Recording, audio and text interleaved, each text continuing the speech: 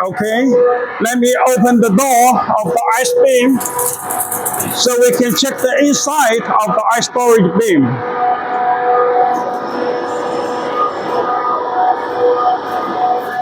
The inside, it looks like this.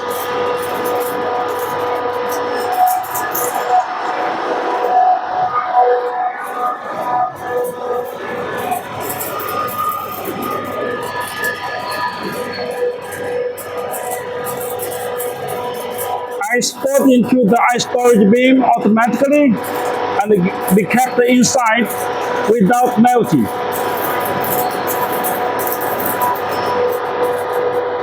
The ice storage beam is heat insulated. Ice flakes can be kept inside without melting for 1 to 3 days. This ice storage beam storage capacity is 500 kilograms of ice flakes.